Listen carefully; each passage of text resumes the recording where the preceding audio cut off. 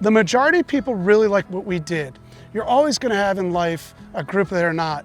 And I think the people that didn't are usually, not solely, but usually are people that have been here for a really long time. Because what I did is I took down trees, moved and removed bunkers, added bunkers. So I took away their memories. I took away the story of 1978 when I was playing my buddy and I was in that right side bunker. I erased that.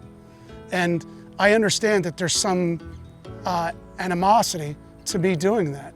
But at the same time, I also needed to start new memories for a new membership and also segue with the older membership and hopefully embrace what we did here. How do you please everybody? You can't. It's impossible. I think But you just try. You know what the answer to that is? Is to do with the best you can. Because if you do the best you can and you think you're doing the right thing, then you can never go to bed saying, hey, I didn't do, I feel guilty or something. You just do the best you can, right? Yeah. I mean, you did the best you could for 15 years at Marion. You did what you thought was, when you have all these different opinions about what you got to do, you have to say, what is the most intelligent, reasonable, agronomic, financially good decision?